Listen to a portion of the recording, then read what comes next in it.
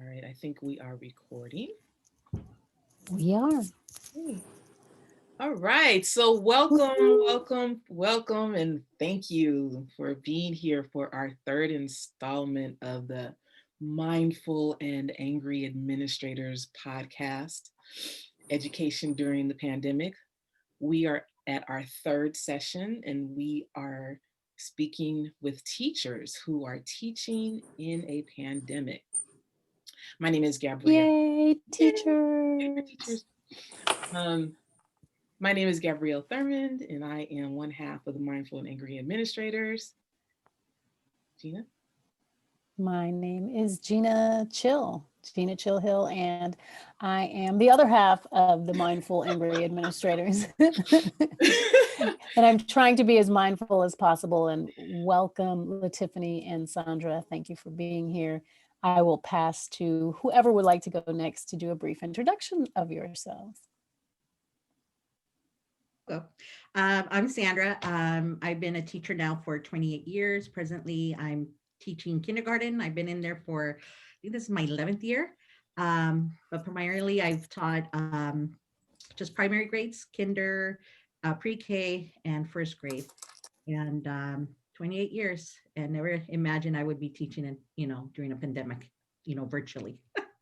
So glad to be here. Absolutely. Thank you for being here and welcome. Thank you. 28 years, that's awesome.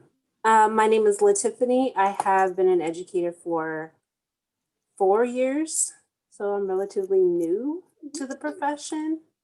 Currently teaching middle school. I have taught 6th, 7th, and now I'm teaching 8th grade English language arts at a charter school here in the Bay Area, Right. California. And Congratulations. It takes a special Awesome. person to do middle school. I started my teaching career as an 8th grade teacher, and I went down to elementary after that. So Everybody says Yeah. that. Everybody says that. there's a special, No, not everybody. I started in 6th grade and taught 7th and then taught 7th and 8th grade. Then I went to a 4th grade. It was like a a 4th, 5th grade combination. I ran back to secondary. I was like, oh, middle school is my absolute favorite. Now I'm high school. I love the high school students. No shade to my high school students, but the 6th graders were my favorite. I'm a They're the ones that got me in this mess. I'm a definite believer that every personality has its niche. Mhm. So my preference is upper elementary. That was my favorite. The babies, I like to visit and then go back home. Right. So, all right. So yeah, well, we can just go ahead and jump right into the questions. Okay, so Let's do this. yeah. So teaching during the pandemic, what is one of your greatest challenges that you've experienced since distance learning? For me, it's just making sure that, all the students are engaged, are coming to class. This school year, I do have 26 students, 26 kindergartners. And I mean, I do have pretty good attendance, but I mean, they do log in, but they're just those few that, are turned to the side, chit-chatting, with other members or listening to conversations or maybe listening to the lesson, that their other siblings might be, watching as well, Zooming. So I think just having to have those students really engaged, when they are on Zoom, I mean, they're 5-year-olds, 6-year-olds, so their attention span, very short. So, when we're in person, I can jump from one thing to another, but with Zooming, it's just hard, just a little bit more challenging. Yeah. Yeah. Yes, I have to echo that. Of all the challenges, and I have 3 top, but that would be number 1.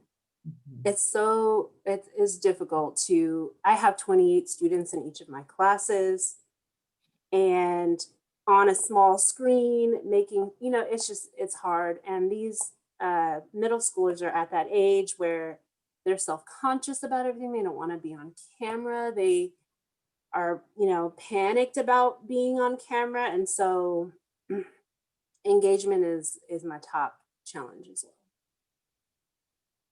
Thanks for sharing. What I'm were your, curious. yeah, I'm curious Yeah, about I was the other curious. Well, I two. think we're about to say the same thing.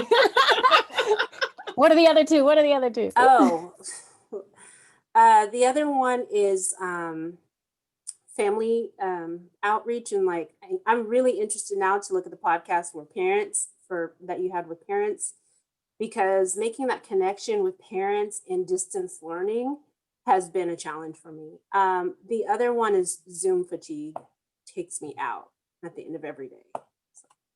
Yeah. And I think, emotionally, and I know I've spoken to a few other colleagues, Zoom does take a lot, I have to use my essential oils before I start Zooming in the morning, just to have that calming effect.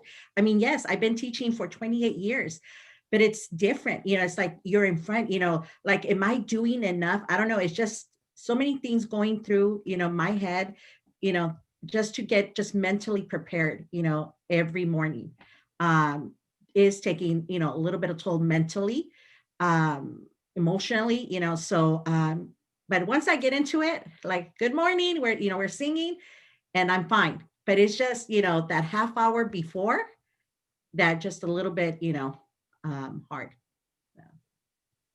Don't know if you can see it.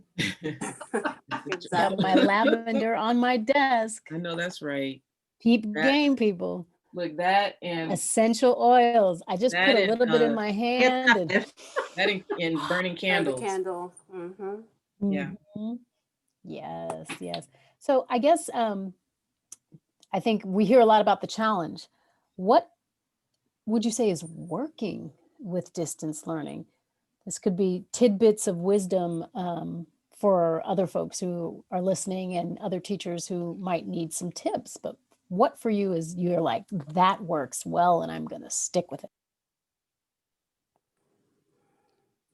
I think for me, just really having that schedule, that structure for, the students, every day, um, I do have the whole group Zoom in the first 45 minutes. And then after that, we break into 3 small groups throughout the morning.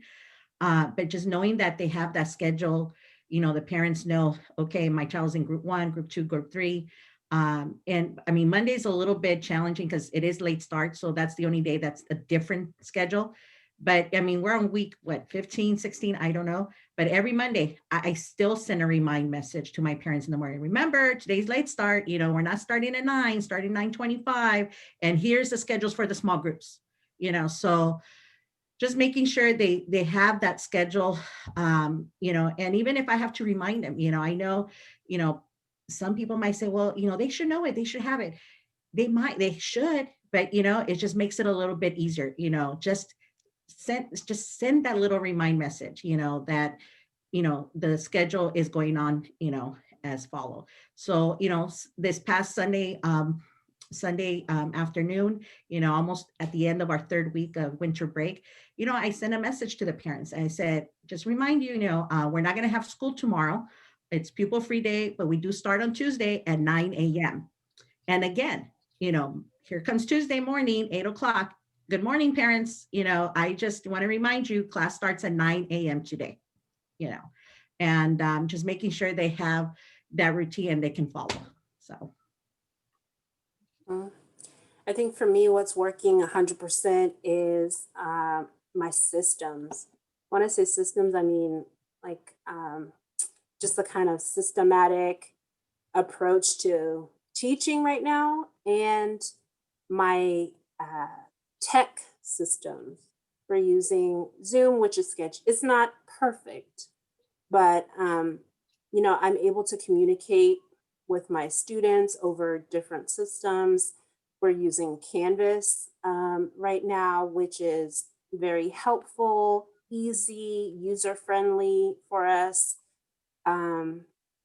So my systems for behavior, Gina, me with my reps, it's working. And it gives me confidence to, push forward. When you, what are your, can you give us some examples of your behavior systems? Okay. We have, it's a school-wide approach, but we have what's called our reps. It's our routines, expectations, and procedures. And we have reps for everything, including how to show up to class and how to interact when you're in Zoom. And so how to, be heard, because we can't have 29 people speaking over Zoom at once. You can't be heard, but you should be heard. So what do you do? Or how to communicate with your teachers, how to send an appropriate email, or how to communicate with your peers, how to behave in breakout spaces. So all of any possible situation, we have routines. And it's like for these 8th graders, they have matriculated through. They started at 5th grade, now they're in 8th grade, they get it. So it's kind of smooth. But when you're teaching 6th grade, which I did last year at the start of the pandemic, it was a little bit more of a challenge because you don't have, 2 weeks to practice your reps, you're just on. So we practiced year long, but establishing them in the beginning of school, and here we are, second semester, it works. Yeah, I think it's a really good point. Distance learning is a new way of learning for many young people. And to be really explicit and deliberate about teaching this is how you do it is really important, really important. We've had to, in the high school, go through and bring kids on a Zoom and say, share your screen. Now show me your calendar. Let me show you how to negotiate the calendar so you know where to get the Zoom links, because these are just things that they didn't regularly use. And now they're like, oh, just put it in my calendar. I'm like, that's like music to my ears. So there are some good things that are happening. It's like they're using their calendars. This is amazing. So Sandra, I'm curious, like, how do you implement your routines and teach your babies new skills in how to use the technology effectively? Well, I mean, we started the first 2 weeks, back in August, when we started the school year. It was just basically just going over procedures, going over routines, going over the Zoom rules, how to turn on the microphone, how to, turn off your camera screen. Just setting those, those behaviors at the beginning of the school year. And then what I would do every day at that time, I would show the parents and the child, one of the programs or, the technology that we'd use, so, like whatever programs we were going to be using, that's what I was gonna, I was showing them. So part of their homework, or the asynchronous time would be to be practicing on there, so even if it's just a simple, okay, what was one thing you learned today? Just record, just so they can learn how to record themselves, on the Schoology, of course. But now, I'm using Seesaw because that's where I assign activities. So it was just, slowly, one day at a time, and, and we would just practice, so coming this time around, on when I met with my colleagues, my grade level colleagues on Monday, we were talking about how else can we engage the students, so, I mean, we were all using some things, and it was really good to see the PD that the administrators were showing us, because, okay, well, yeah, we use our whiteboards in order for the kids to show their responses and get engaged, so it kind of validated that, what we were doing was fine, especially kinder, because sometimes, and I try to calm my colleagues sometimes, my grade level, because when, someone presents a PD and they're like, oh, well, these are things, skills that you can present to the older, they seem more for the older kids. And then, of course, my kinder colleagues like, oh, wait, well, can our kids do that? I say, just chill, it's more geared towards them, but slowly we'll get them there, So, so one of the things we're starting this week is, okay, let's have them, use the chat, because I haven't had them use their chat. So let's start slowly. Let's, in our small groups, because I'm not going to do it in my whole group, is have them just open up the chat and just type hi, And it's okay if if they have a parent or grandparent or a tia next to them to help them out, it's okay. But just to help them out. So, we're doing that for like a week, then move on for them to type in their name. So hopefully when we, log into our whole group, okay, the way I'm going to take attendance is you guys go to the chat and, type in hi, your name, so slowly, but, it's doable. So. I love that explanation, Sandra, because so my first year of teaching, I taught 8th grade, and then my second year of teaching, I taught 4th and 5th grade combination. And so my whole goal, and I used to tell my students and the parents that I said, I've taught at middle school, so I'm preparing you for middle school. Right. And so when I was teaching 3rd grade, I'm like, okay, I'm preparing you for 4th grade. I'm preparing you for middle school. I'm preparing you for high school. So I love the idea of being able to take a skill that may be presented, for a high school student or a middle school student or even upper grade student, and then modifying it and figuring out how you can break it down so that you can begin the preparation for students in a different grade level, or even, how to make a skill or an idea more complex, so that you can build up on it, for the upper grades. I just love that. Mhm. And I'm sure they'll get it. I know one of the main complaints this year, in the spring when we went out, lockdown, at the beginning of the pandemic, like our kindergartens, first and second graders, they were given iPads, but there was a lot of issues with the iPads. A lot of them were older. And while the other grades, they ended up getting the Chromebooks. So this school year, the principal's like, no, we're getting everybody a Chromebook, even our kindergartners, our TKers, and our preschoolers, just so that they, the Zoom, they can see it better than on the iPad.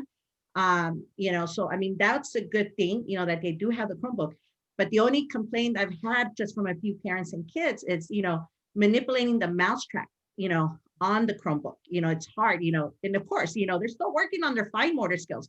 But I said, look, if, I know you're used to the iPad and, just, sliding with your finger, you'll get it. We'll just practice, But, when I do assign activities on Seesaw, I try to, assign activities where they're going to use the tools, the drawing tools, the drag and, slide, but give them activities, okay, where I'm not having them trace over the letter, because that's going to be harder for them. So I try to find something that's, they're still learning the skills, but they'll be able to use the tools that are a little bit easier, with the technology that they're using. I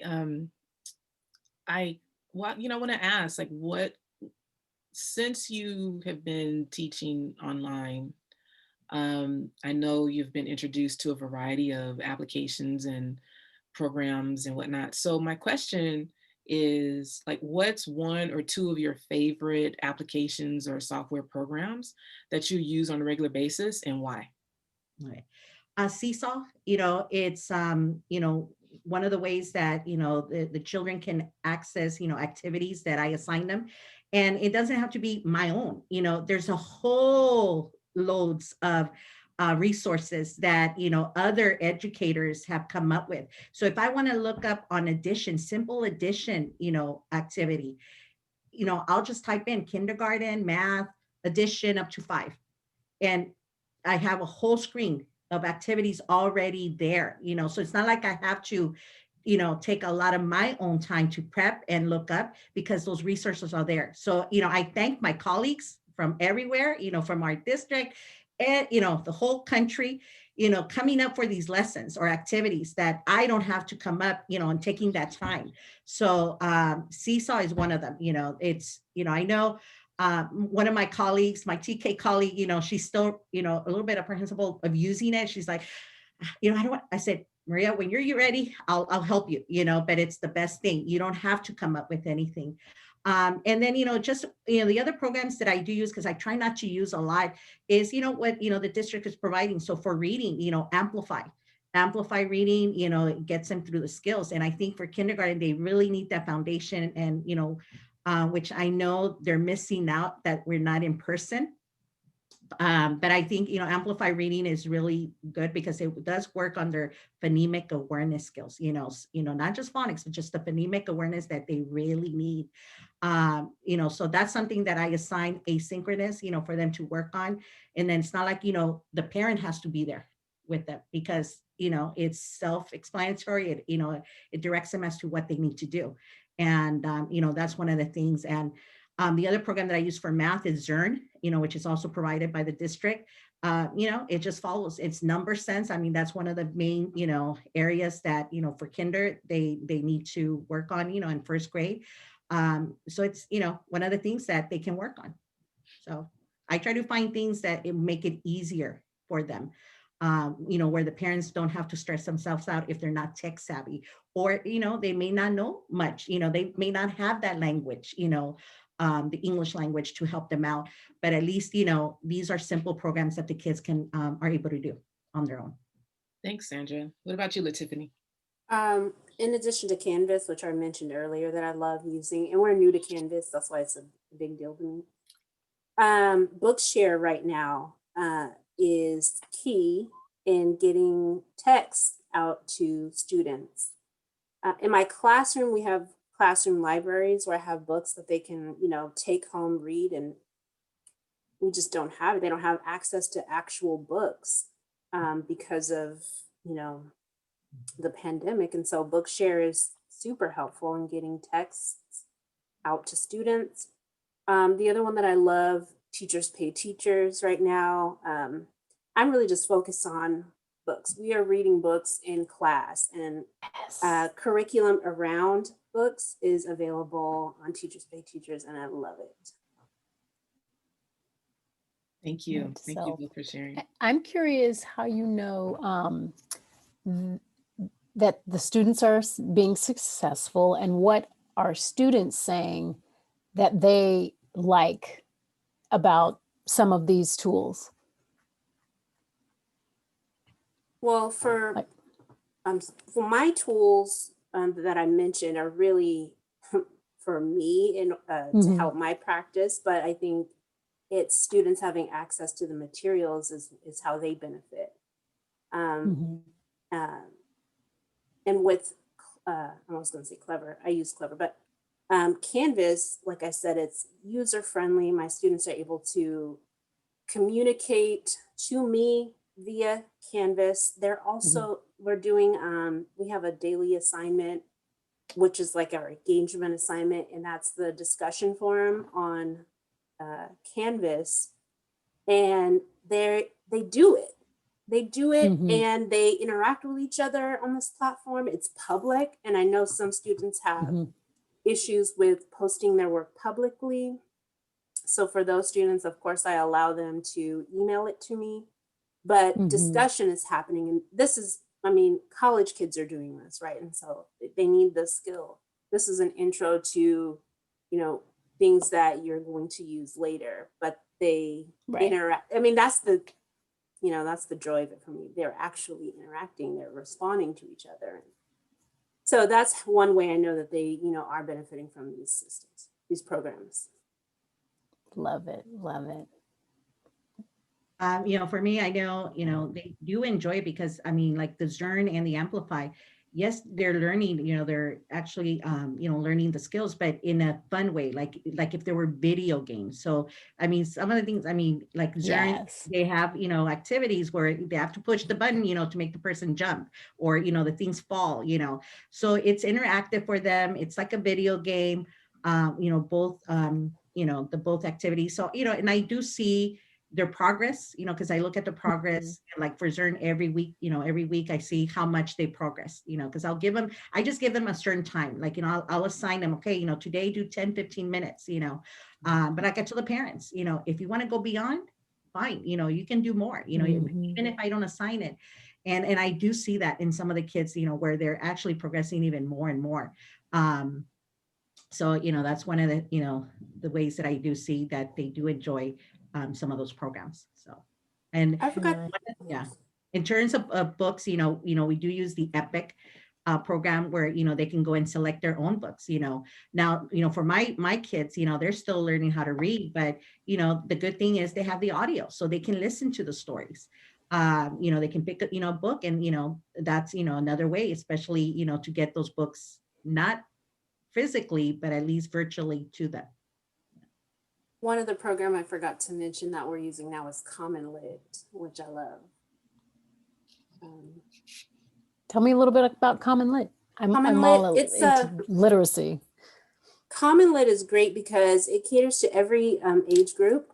There are materials in there, and it's just like texts. So articles, informational texts, narratives, poems, all of that is available. And it's like reading level appropriate, and you can kind of select what you need for each student. You can individualize the articles. You can, scale it up a little bit if you want more complex text for your learners. And it's like there's a large variety of texts. It's not all, we're reading everything on Common Lit, so it's nice. Sweet. You sound like you're having fun in your classrooms. Trying. It's good to hear. It's good to hear, because it's always like, oh my God, it's overwhelming. It's so challenging. I like to hear about what's working. That's amazing. Yeah, and I like to hear the success stories. So especially, in terms of like student attendance. So how do you address like the needs of your students? Like, what is it that you think is needed to promote the success of students in your community, whether it's showing up, every day, the attendance, whether it's making sure they're accessing the curriculum academically, whether it's making sure they're okay emotionally? Like, what is it that is needed in your communities? Well, at least I know with our community, I think, just making sure, not just the technology, but, one of the things with primary kids, they need hands-on activities, they need manipulatives, which, we were able to provide this year. And even my grade level, we came up with another, kind of a set of manipulatives that they can use for math. So they can make sure that, they can learn and having fun at the same time, when they're working with math and stuff. But just really making sure that they are provided, it's just some of the basic stuff, with pencils, crayons, because, sometimes we take it for granted that, well, you can get it at the 99-cent store, sometimes they don't, So just making sure they really have just the basic supplies and, those extras that would make, the learning more fun, because I've had kids say, oh, I love math. I love math time, of course, because they're playing with manipulatives, but they're learning, So I think, really making sure that, we can provide that for them and, just provide services, luckily, we do fund PSA attendance counselor at our school. We have her for 3 days a week, but she's amazing. So even at the beginning, when we're trying to, find out where are these students that I'm supposed to have, I'm calling, but I'm not getting any phone calls back or any response. She was great, and she went out there, to look for those children. Where are they? And be able to find them. But just having just those resources and have available, our administrator, our assistant principal, and one of our coordinators, they've been available to help with the tech support, because just giving that district number was not helping. And, so I think locally it helped to have, someone at the school site to actually help, parents and the students, with their technology needs as well. Tiffany, what about middle school? Because I know attendance in particular, usually the kids are older. So if parents have to go to work, the kids can stay at home and, go to school. So how does it work at your site? Attendance actually is pretty great, at least for my 8th graders. I look at the attendance report every afternoon, and it's not bad, surprisingly. But the school has really done a lot to support students with attendance. Every student has their laptop. Every student has a modem for Wi-Fi. So, you know, they really have gone a long way to eliminate things that would keep students out of school. And then just really it takes a team. All those things that you mentioned are factors that, you know, that sort of keeps students out of school or keep them disengaged. And it takes a whole team to have your students logging in every day. Mhm. And it takes a Right. great deal of follow-up at this level. If students are not, you have to be vigilant. You have to do your due diligence, make those phone calls home. Yep. But it usually takes one phone call home for parents to kind of get their kids to come around. Usually, there of Mhm. course are some students that there's only so much you can do, and then you need supports from your dean of students and you need intervention. But attendance is surprisingly great, but like I said, it's a team effort. So here's the thing, because I have a theory, I don't have any evidence, but I think the classroom teacher also makes a huge difference, right? Like a child There's evidence. wants to wake up and say, I want to see my teacher. I want to see what my teacher has in store for me today.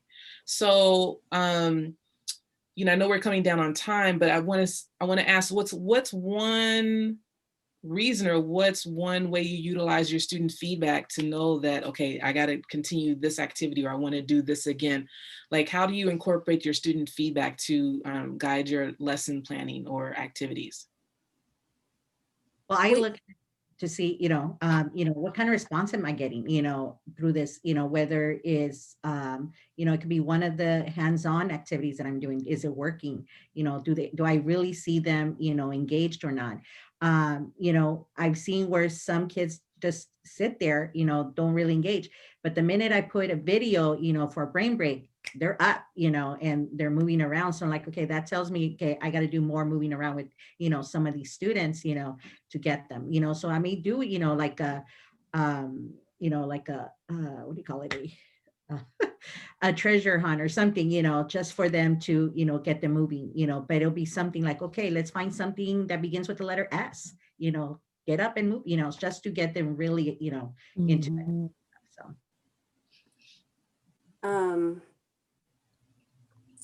I think for one, student advocacy is a huge push for me. I constantly encourage students to advocate for themselves and their peers. If you're struggling, it's possible that your peers are also struggling. It only takes one student to advocate for me to get it.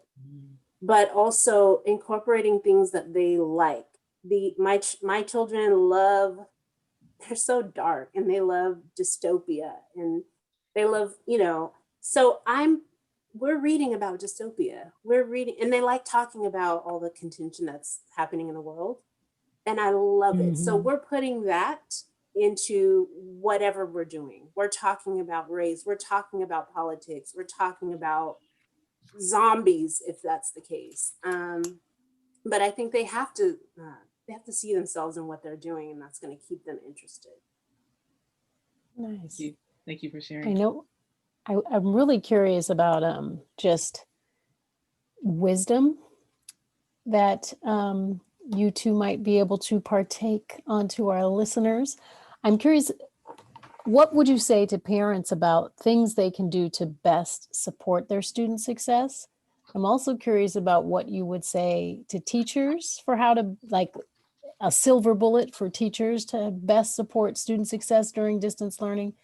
And then a tidbit of wisdom to yourself. So first, what about parents to best support their child's success?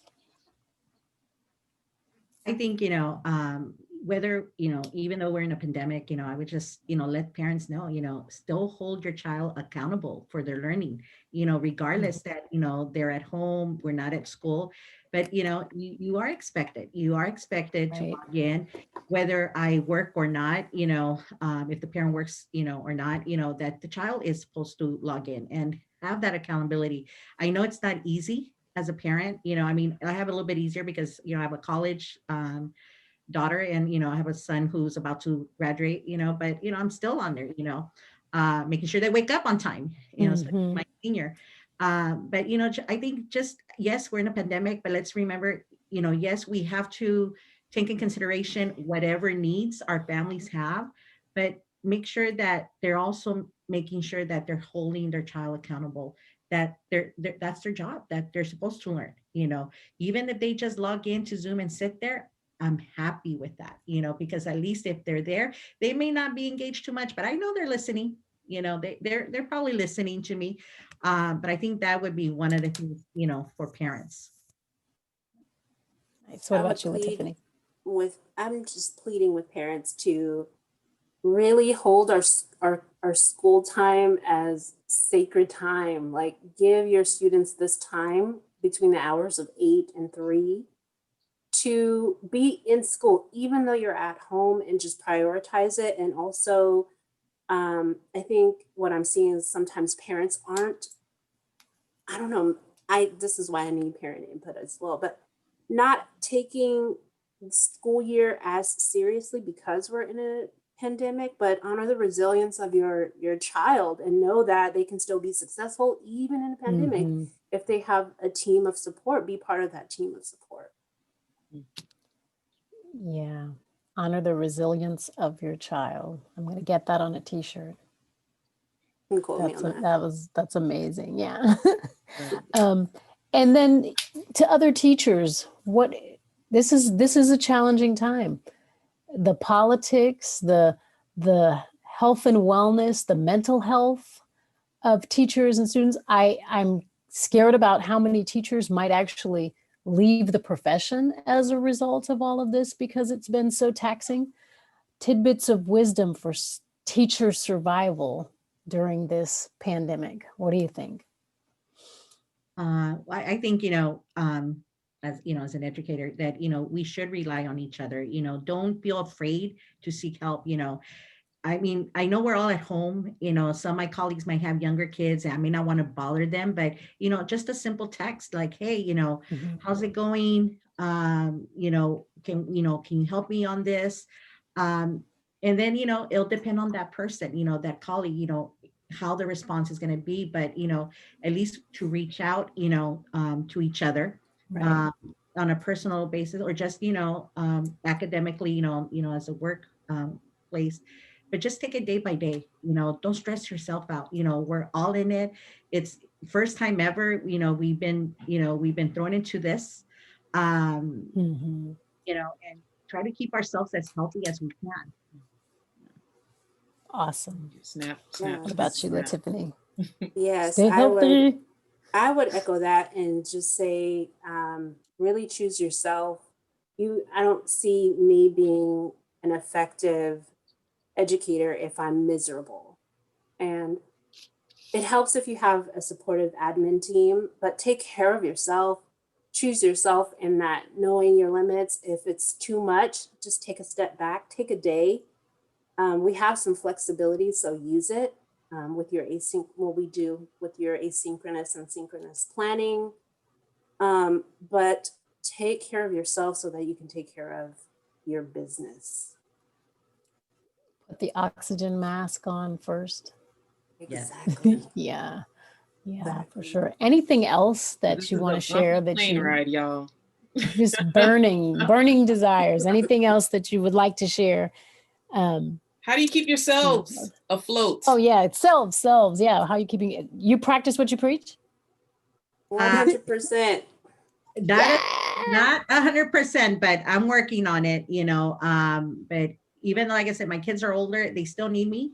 So, that's one thing that keeps me a little bit grounded as well. So, so I make it a point, to, be with them and listen to them and see what they have. I know we ended up getting a puppy during our pandemic. So that's been, also one of our comforts. Get a puppy, everybody. Yeah. Yeah, but it's like a leather child. So but he's my little Oscinator. But yeah, but one thing is, I've learned through this thing that there's some things you just need to let go, in the classroom, I know Amen. we want to do our best, but it's okay. I hear, but what if the parent does the work? You know what? It's okay. With Seesaw, I can see what time, the work is turned in. And there was one night where one of my students was turning it in at 11:30 at night. And then another assignment after midnight. I'm like, well, that child shouldn't be up, blah, blah, blah. But you know what? I told myself, no, let me back up, because I don't know. I know that mom works, and maybe that's the only time that mom can dedicate that time with that child, and I knew it was a child doing the work Wow. because she had to record herself. So, but she was okay. The next morning she was there, logging in at 9 a.m. for Zoom. So she wasn't pretending, she was still asleep. She was ready to be there at 9. So I think, I just had to let go of something. I said, it's being done, late, but it's okay, but just certain things, you just can't be in control of everything at all. So, Right. I love that, Sandra. That's part of self-care, letting some things go. exactly. Mhm. Well, I want to say thank you for your participation in this conversation. Teachers are the heartbeat of the school system. And, if the heart stops beating, we're all in trouble. So True. one thing that we can be sure of is change is constant. And we might as well get comfortable with instability and discomfort. So, but I appreciate you all. You really shared some gold nuggets, and I hope that people who do listen to this or watch this podcast can take away some some things on a positive note. On that note, Feeling a lot of gratitude, and take deep breaths, people. Definitely. Yeah. Definitely. Thank you. Thank you. You. Ashe. all right. Woo-hoo.